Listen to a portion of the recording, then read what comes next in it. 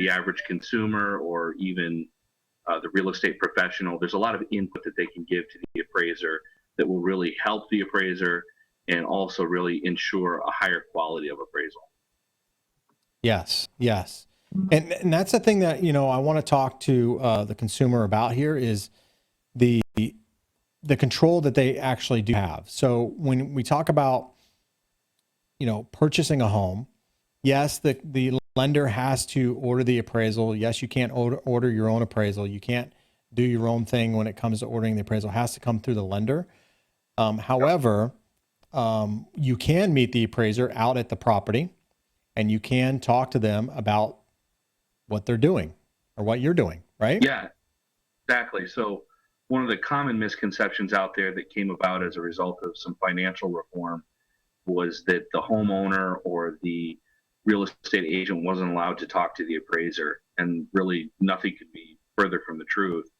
There's really a lot of latitude that we all have in terms of discussing the information with the appraiser. The only thing that's really prohibited on the part of the appraiser from sharing with anybody else other than the lender is the results of the appraised property, golf course property, or maybe your architecture, the architecture of your house is something that's a little bit different or a little bit more unique and maybe not cookie cutter like the rest of the houses in the neighborhood. So these are all maybe good things to ask. The point is just ask whatever it is that you're concerned with and keep asking questions till you feel satisfied with the answers.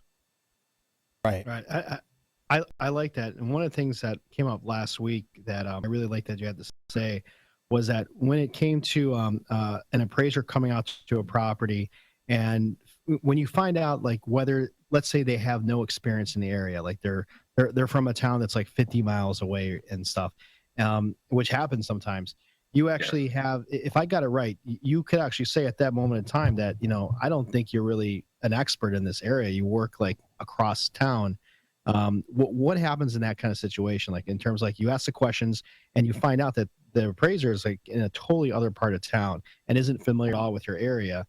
What exactly would you do at that point? Well, you as the consumer or even as a real estate agent have the right to refuse access to the property.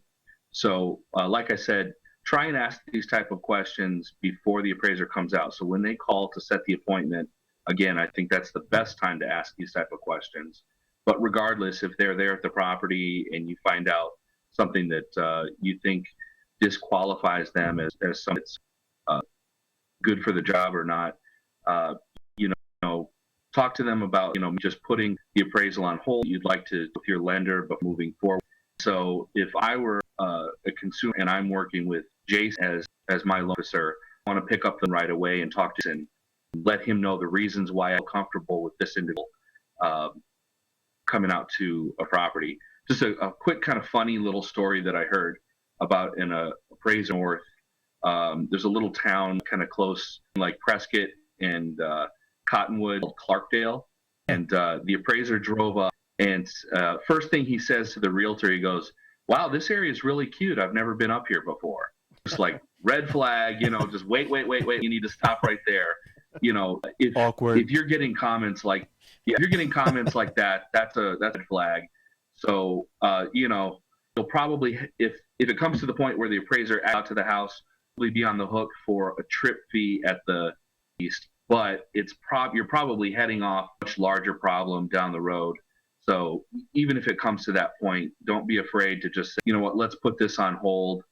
We'll pay you for the trip. I'd like to see if someone that knows better can come out here to look at the house.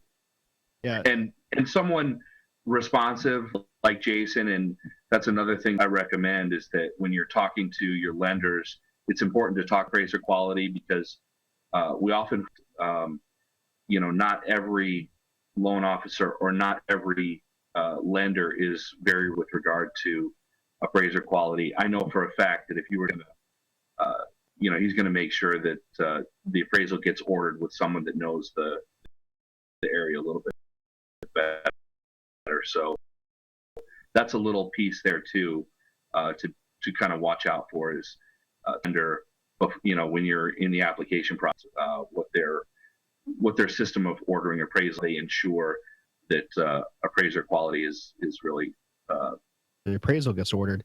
You're not specifically calling an appraiser directly, I think, right? Like you have to use like a third party service that then contacts the appraiser, or how does that work? Yeah, I have to use a third party service that it's like a management company, appraisal management company. Right. And so we order it through them. They then contact on a round robin basis the next available appraiser. Now I can put in the comments though, when I'm ordering the appraisal, I can put in the comment to have that for the appraiser when he gets there.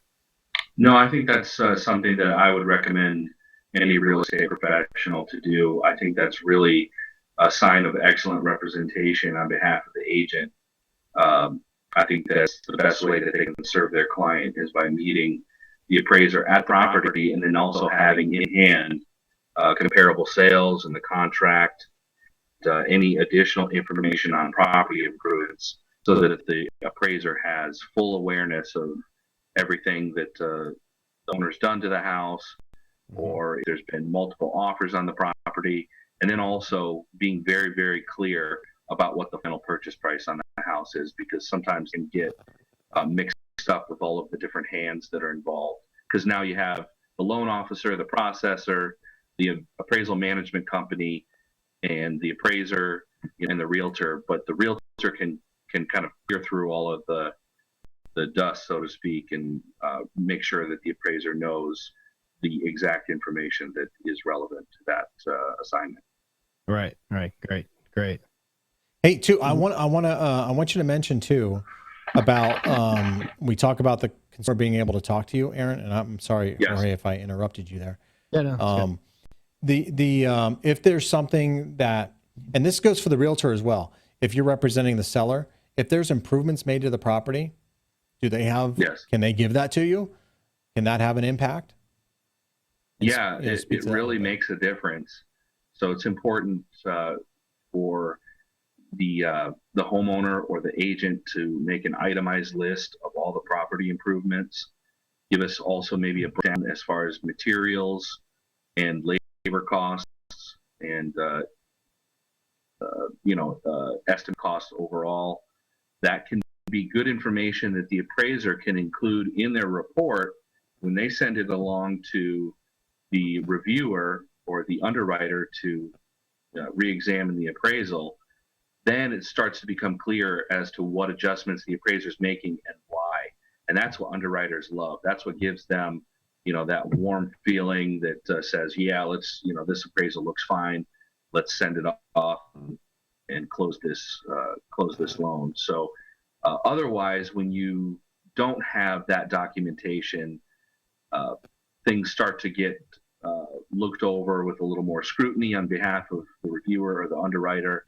And, when that happens, that can kind of slow down the transaction. So you don't want that to happen. You never, as an appraiser, we're on to the next deal, and we hate to get that phone call back from the lender requesting more information. So we love to have that all upfront, in a PDF appraisal or an image or something like that. And then it answers the questions before the underwriter can even ask them. And those files tend to go very, very smoothly and fly through underwriting. Yeah, that's good advice. When you mentioned in there a little bit earlier about telling the appraiser about if you had multiple offers on the property and offering that contract, when you're talking about like getting information about like the multiple offers you had on it and stuff, what's the best way for an agent to be able to discuss that and let you know that? Just say, hey, we had multiple offers on this property. This is the final contract that finally went through, and it was pretty nice. And like what kind of stuff do you expect to hear, and what kind of stuff do you not want to hear from the? Well, it's good that they're having that discussion with us. You would probably have to ask a real estate agent in terms of confidentiality laws. I'm sure they're probably not allowed to actually show you any written unless authorization to do so. But, we try and just take each professionals and at each other's word. So if an agent said they had 5 offers and escalated price at the offering, then it's good information for me to know. It certainly explains a lot of things when like there's an escalation in price that's something above what the initial asking price was.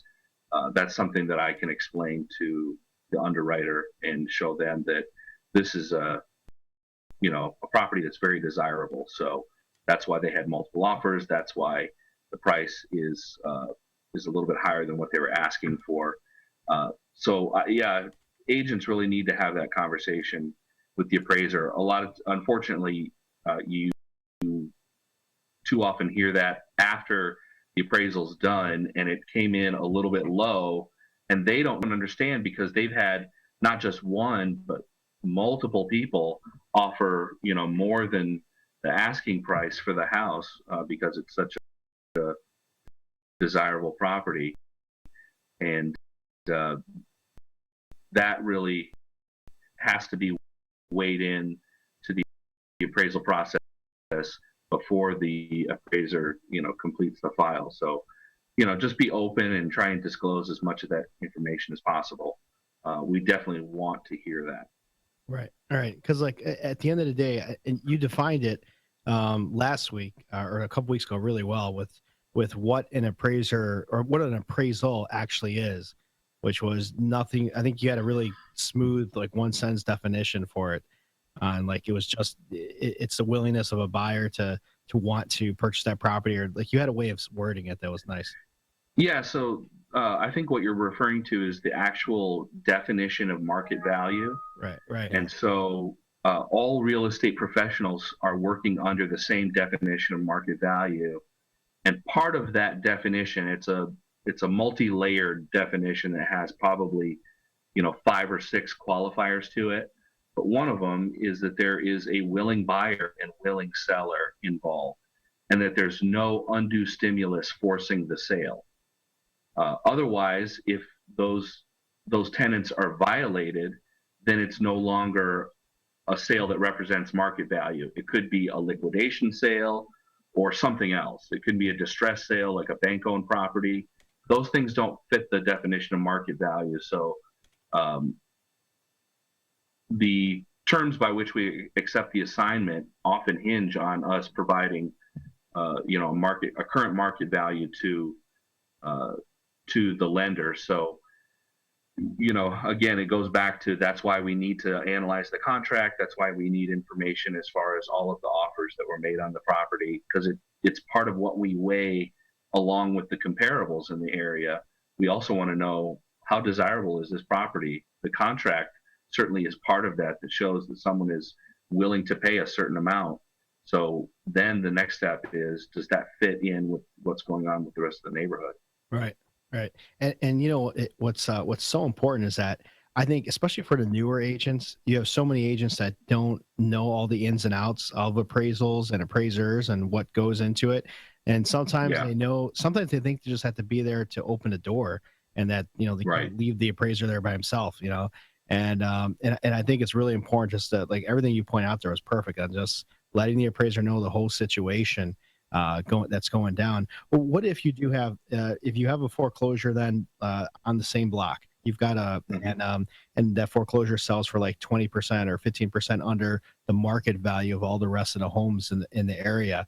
Are you using that foreclosure comp, or like when if it's the same exact house pretty much on the same block and everything, how do you weigh that against the comparables? Well, the foreclosure definitely has some sort of weight on the overall values of the neighborhood, because it does represent a form of competition, or it's another listing that is, occupying that whole supply and demand.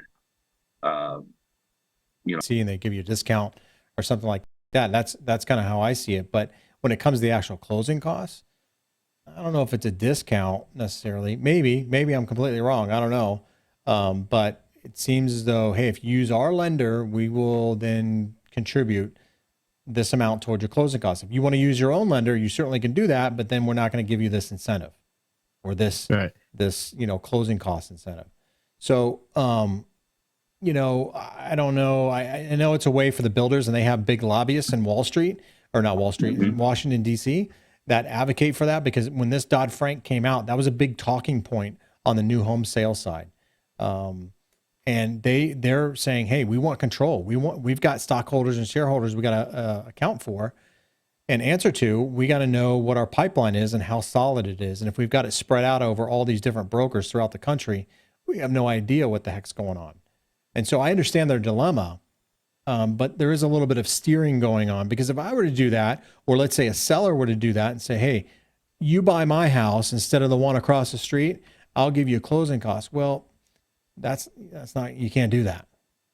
But a builder can get away with it. So it seems a bit strange. And that's why I was asking how much of a factor that plays into the appraisal, because I see it on the appraisal. Hey, seller concessions of this.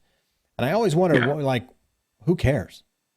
If the comps are there to support the value, I don't care if the seller's given a Rolls Royce with the house. Who cares? If the comp is there to support that value. And if somebody's willing to pay for something, that price, then it's worth that price, as long as the comps support that price. Yeah.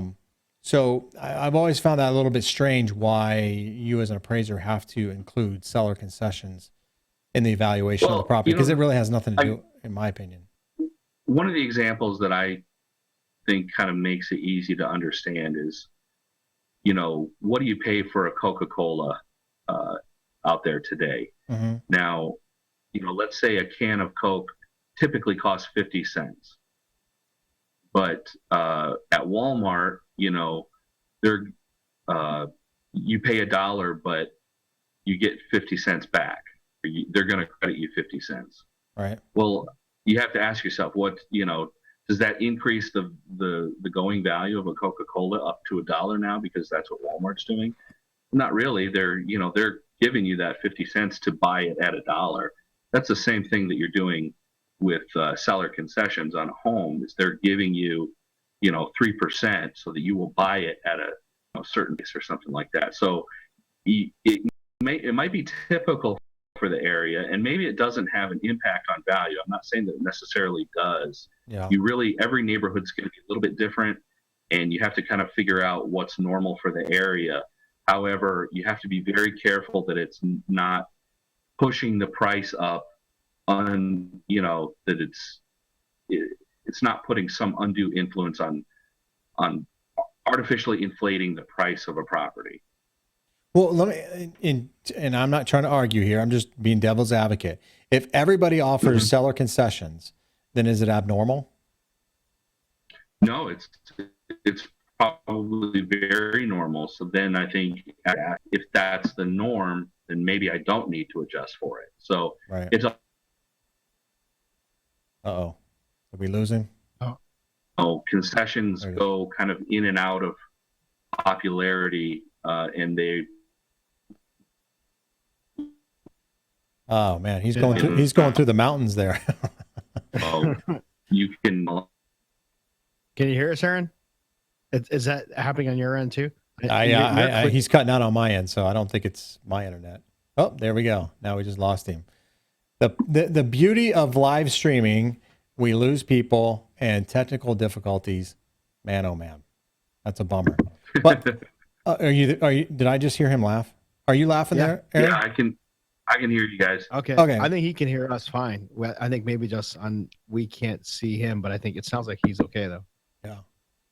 Yeah. So it looks like we got you on audio only. I don't know if you're seeing us or not, Aaron. No, I lost your image, but I can hear you well. Okay. Well, is there anything I can do to enhance that?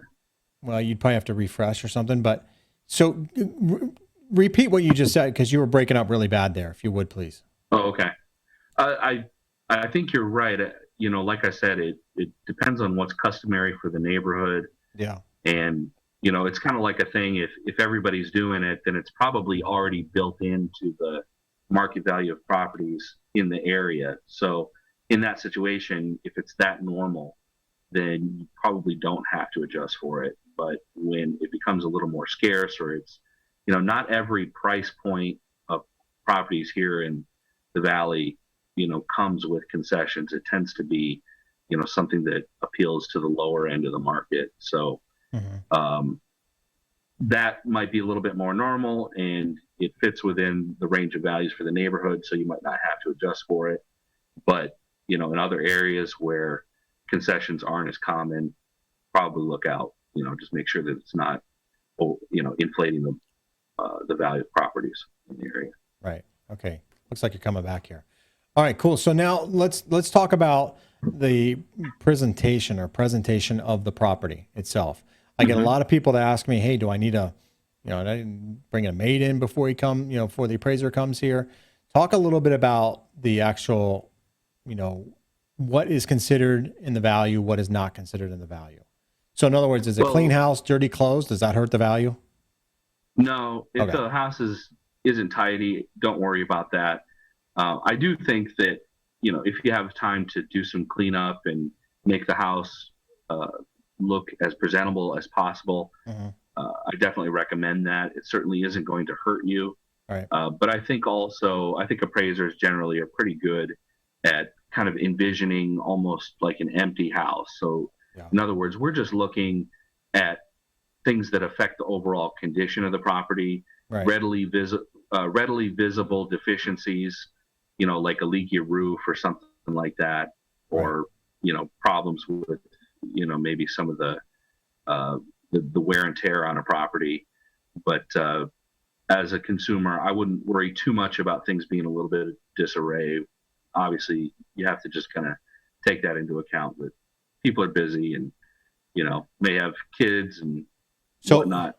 That's okay. Yeah. So on FHA loans, I always tell consumers, correct me if I'm wrong here, but and sellers for that matter, think safety, right? So FHA, think safety. If there's trip hazards or there's steps without railings, if there's holes in the wall, exposed wiring, any of these things that can hurt somebody through shock or whatever, or cut somebody, broken glass, that sort of thing, it's got to be fixed.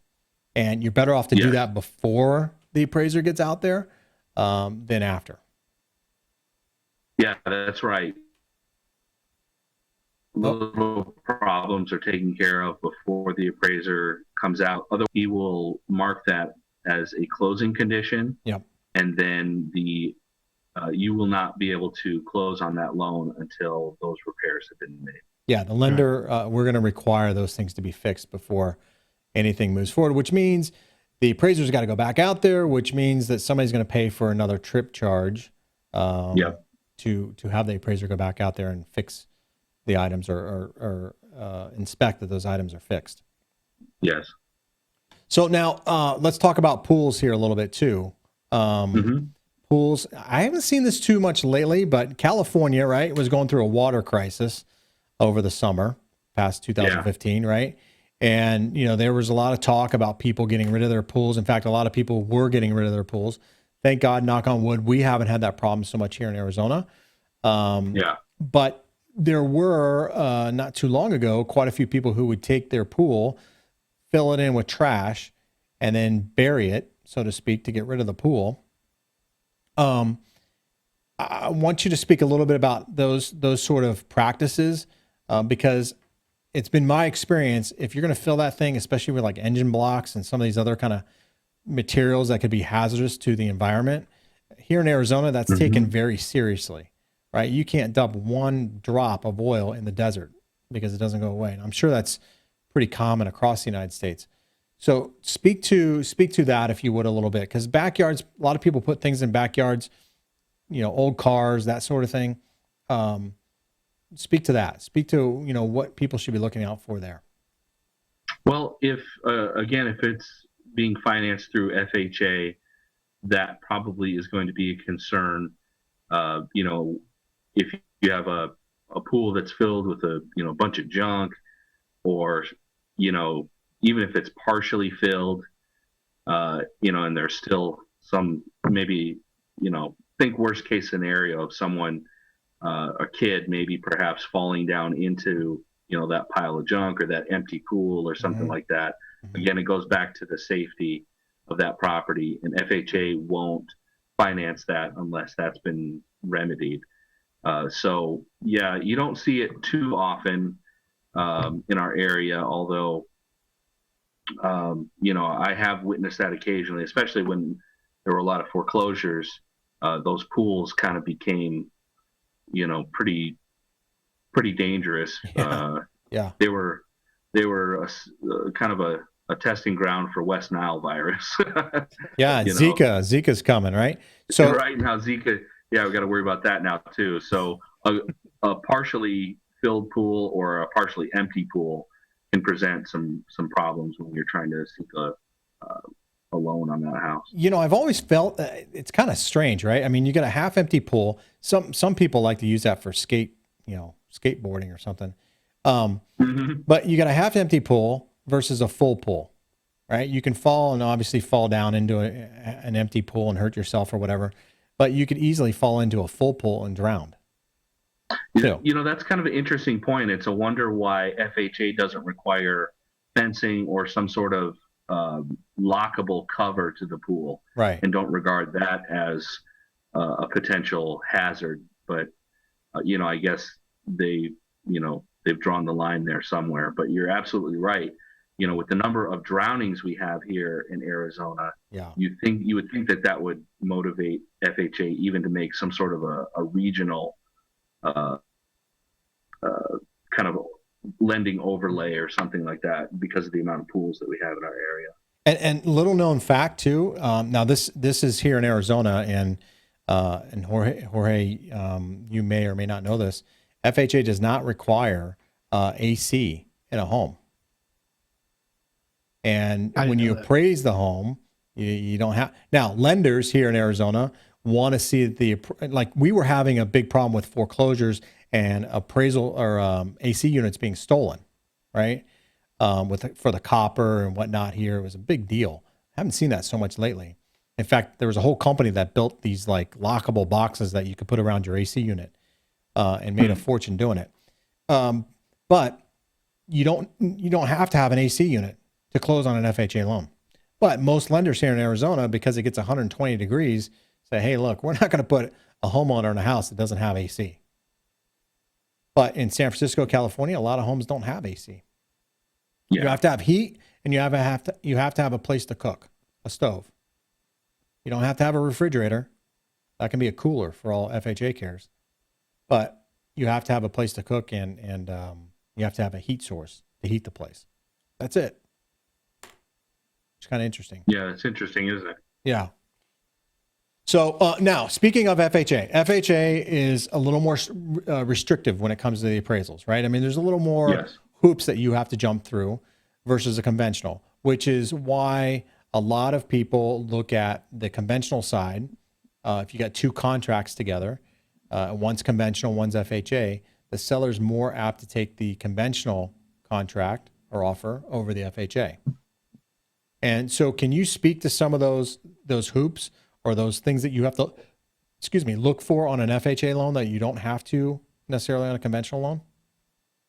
Yeah, as you had mentioned previously, any safety or deferred maintenance items typically have to be taken care of prior to closing an FHA loan. So that oftentimes does make conventional financing a little bit more attractive for the people that do qualify.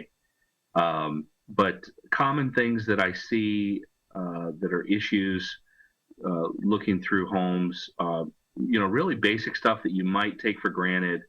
Even if the switch plate covers are missing throughout the house, or perhaps some lighting has been removed from the ceiling and there's some exposed wiring, that FHA would consider a closing condition.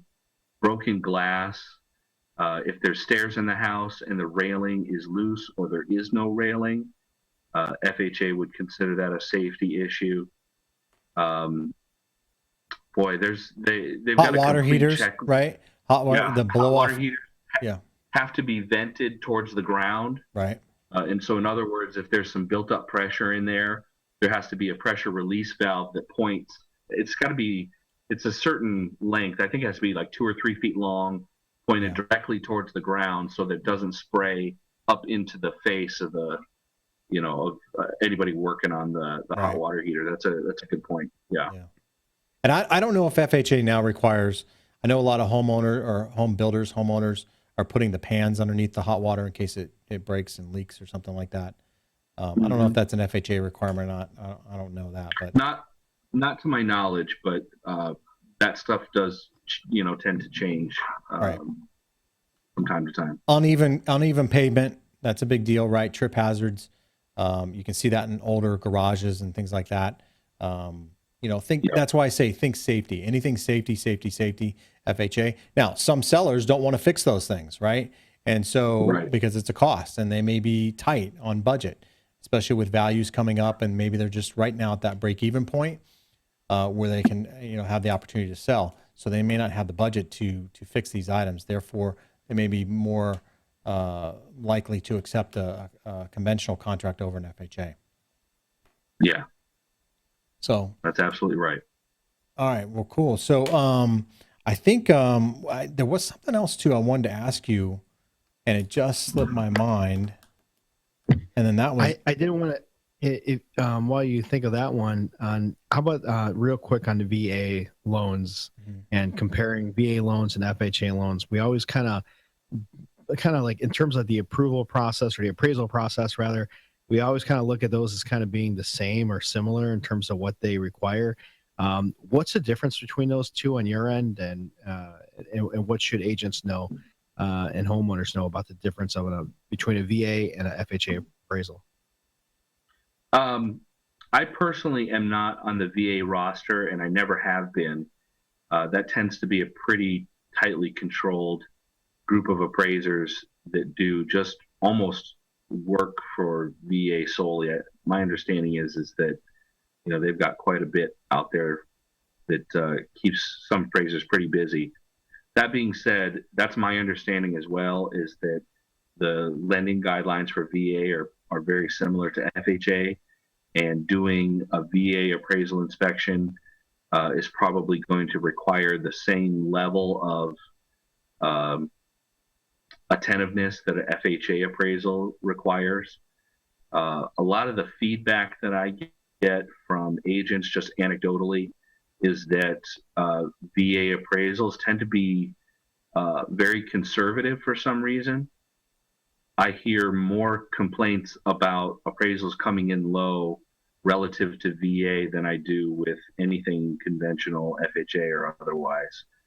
I'm not sure why that is, but I'm sure it has something to do with the lending guidelines and overlays that they have that's above and beyond what's typical for maybe, say, like Fannie Mae.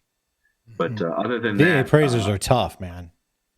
Yeah. I think I told that story before, and I know it wasn't recorded, but I had a VA appraiser walk out with a in the backyard with a sound meter to adjust for the level of the sound of the traffic in the backyard. So they're pretty tight. Now, to the veteran, that's a good thing, right? To the seller, it can be not so good. So that's now VA is looking. I will say this: I just got some memos that came across my email this past, I think it was last week actually, that VA is looking to change some of their standards, not only on appraisals, but even on some of the concessions or the fees that the veteran cannot pay for, that the seller does have to pay for. They're thinking of eliminating those because they know that a veteran is automatically put at a disadvantage when they present a VA contract. And so they're looking to level that playing field, which is a good thing. I hope it, I think it was getting voted on in the Senate like last week or something. That's why I saw it come across my desk. So hopefully that will pass the House and the Senate. I'm not a lawmaker, so I don't know how quite that works, but so hopefully that'll make it a little bit more competitive for the veteran, because they already come in at a disadvantage, which is unfortunate. Yeah, that would make sense. Make it a little bit more level, right, for them, and give them opportunity, fair opportunity to purchase a home. Right. And that appraisal can be a big part of that, right? I mean, sellers now, they kind of understand the game a little bit. Most sellers out there anyway, and they're in it for them. They're not in it for the buyer. So whatever contract looks the best and is the easiest and less painful. And realtors a lot of times will educate their sellers, hey, this offers a little bit better because you're not going to have to do this. You're not going to be subject to this kind of scrutiny or that kind of scrutiny. The appraisal is going to be a little bit easier, which means that if we got this thing priced pretty aggressively, we got a better shot at getting the value on a conventional versus a VA or FHA. Yeah, that's right. So pretty interesting how that all plays in. So hopefully a lot of people got some good advice, I guess. No, I like all the information about getting it all set up, being a little proactive. That everything you said in the beginning there, just being proactive and making sure that the agent is prepared to receive the appraiser, to come in, have some information available, make sure that they got all the correct information about the property.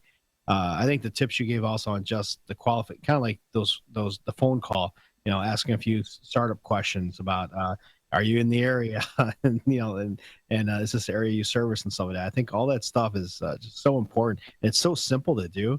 It almost seems it's obvious, but then again, it doesn't happen all the time.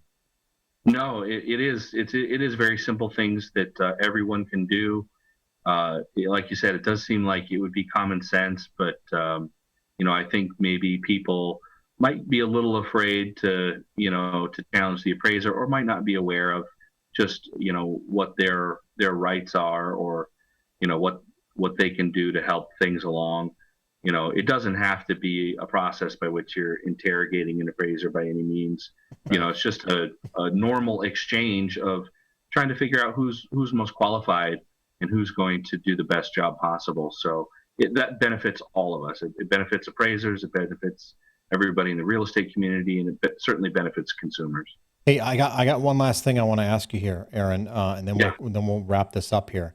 So I saw on Facebook actually today, and this is kind of strange, but maybe this is the sign of the times. Obviously we're going through some big political things. There's a lot of things going on, in the world, terrorist attacks, all that kind of stuff. I've seen this on the Home and Garden Show or whatever on HGTV or whatever.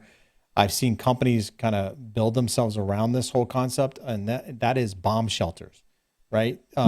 Especially down in Florida and stuff like that, these tornadoes, these hurricanes, but then you also have these bomb shelters. An appraiser right here in Phoenix that I'm friends with on Facebook actually posted, he's appraised 2 homes in the same day that have a bomb shelter. Oh, wow. Which is a bit strange, right? You don't think of that too often here in Arizona. Maybe in bomb shelter, tornado shelter, same kind of thing. But my question is, some of these specialty kind of add-ins to a home, they're very difficult for you to appraise, right? I mean, because if you don't have comps to support a home having a bomb shelter, the consumer may think, hey, that's a great bonus, and I'm going to pay extra, or I'm going to be able to sell this house for extra money because I have this extra added value to this home. But for an appraiser, that causes some problems, right? It does. Yeah, it really does. Like you said, the homeowner, because it's something that is desirable to them, seems like it would have some added value to the property. And they oftentimes make the assumption that, well, everybody feels that way, or obviously people are going to pay more because I've invested this much into the property. Right. But there's a very simple principle that I think everyone has to keep in mind when they think about making improvements to their house and want to know what the return on investment is going to be. And I always tell people this: the value of a particular feature of your home is determined by how commonly you see it in your neighborhood. Yeah. So let's take an even simpler example. Here in Phoenix, the number of swimming pools in the neighborhood demonstrates how desirable that feature is. So if you see 40, 50, 60% of homes having pools in neighborhoods, then there's going to be a higher value to that because the demand has been demonstrated. But I have yet to appraise a house that has a bomb shelter. And I've, appraised probably 5,000 or 6,000 homes here in the Valley. Not that obviously they exist, but it's just not a feature that is in demand as far as the mass public is concerned. So it's probably not a feature that's going to return a whole lot of on your investment. Obviously, the return is if there's ever some sort of a bomb threat, then your life is going to be saved. That's where the money's going. But don't expect it to come out of resale value. Yeah, I tell people you can build a Taj Mahal, but if there's not another Taj Mahal, then it's kind of like Elvis Presley putting gold sinks in it. It's like, well, who else has gold sinks in their house? And if you're doing that, that's great. It's good for you. But if I don't have something else that I can base or get a foundation for what somebody's willing to pay for that, then I can't give much value to it. Right. So it's one of those things, like you said, personal preference, and people get really upset when you say, hey, I can't give any value for that bomb shelter. Yeah, but Jayson, it's it's 500 square feet. You could live in that thing for years. Okay. So you're the only one that can live in it. I mean, nobody else has it. So, and not to downplay it. I mean, it's important to some people, but if the comps aren't there to support it, it really means nothing. And that's what it really boils down to. Yeah, unfortunately. So, again, I think you just have to have the right perspective when you're making investments in your house. If it's for your personal use, then it's probably worth it. But if you start thinking in terms of resale, then that's a whole different story, and the value completely changes. Yeah, absolutely.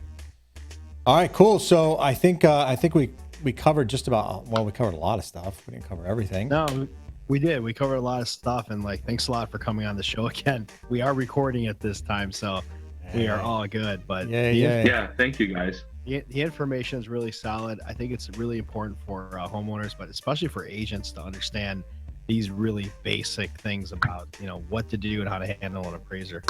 Yeah, absolutely. And so thank you, Aaron. Thank you once again. You can visit Aaron if you want to have your home appraised. We didn't touch base on this, but I did before. You can actually have your home appraised anytime you want. You can call Aaron directly. You don't have to go through a lender unless you're getting money out of the home. Then you have to go through a lender to get the appraisal. But if you just want to appraise your home on your own to see what kind of is going on, you certainly can reach out to Aaron directly. And Aaron, why don't you tell everybody, I know Meets and Bounds, METES and AND Bounds, right? BOUNDS.net. .net, that's right. And tell everybody, my website. Yep. Website's got a lot of good information out there for all different types of uses for appraisals, for pre-listing appraisals, divorce situations, estate situations where maybe there's been a death in the family. A lot of these type of things require an appraisal or a certified opinion of value. So I offer those types of services as well. And then if anybody has questions, I really will try and take as much time as I can to answer those questions. So I'm on Google Plus right now, Scottsdale Appraiser. You can ask me any questions there. On Twitter, if you can fit that question into 140 characters, that's a good way to get a hold of Aaron_Chonka. And then I'm going to try and do a Facebook as well for the general public and the real estate community here in the Valley to ask questions and try and answer appraisal related stuff there as well. So I'll be working on that in the next few weeks. Very cool. And you can always check, please, if you're listening to this replay or watching the replay, check us out live. It's much better live, more fun, right? But check out the replays too, of course. And if you're watching this on YouTube, please subscribe. Follow me on my website, www.Valley of the Sun Real Estate Show, or on iTunes for the Valley of the Sun Real Estate Show. Jorge, always a pleasure, man. Tell everybody, you want to tell everybody how they can get a hold of you real quick, buddy? Agent Redefined is my website, and buy, sell. All right, cool. Thanks, everyone. And we will hit pause here. I'm probably not going to end the blab, but we'll hit pause here for right now and go from there. Does it really look like I'm wearing, like I'm dressed like I'm going to work at a bank? I feel goofy like this. Hey, speaking of which, I saw a report here, Jorge. Millennials. I saw it this morning, actually. The number one job they hate, or not, the number one profession they hate. Mm-hmm. Take a guess. Real estate agents or mortgage brokers? Bankers. Bankers? Yeah. That makes sense. That makes total sense. Millennials hate bankers. Yeah. That makes total sense. I was a little depressed this morning. Not that I'm a banker, but being in the finance world, I guess.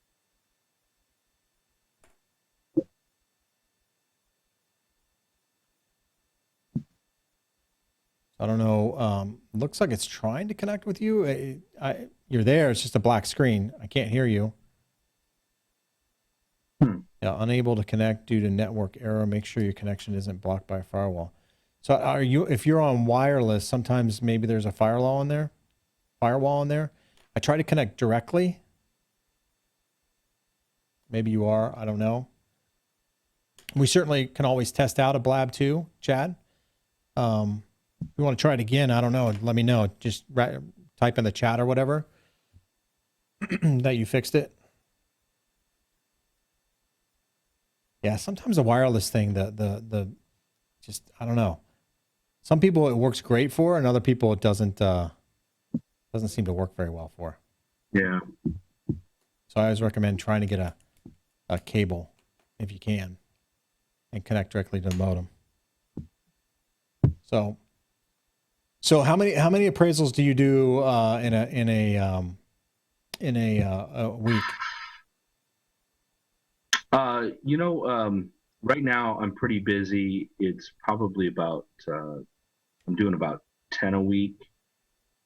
That's probably about as much as I can handle. Yeah. 2 a day. Yeah. Because there's a lot of work. It really is. The type of the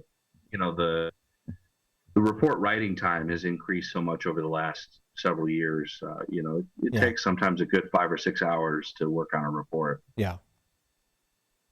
So doing a couple of them a day, puts me at a pretty long day. Right. Absolutely. For just being by myself, that's probably all I can do right now. I think if I had some support staff, I could increase the efficiency and stuff, but we'll see. One step at a time, right? Yeah, exactly. One step at a time. Exactly. Hey, work on getting your license there, man, so I can get you added. So there's some changes that are coming up here with the qualifications board. They're actually doing a meeting here in Phoenix in April. That could quicken this process up, but in the meantime, I'm working with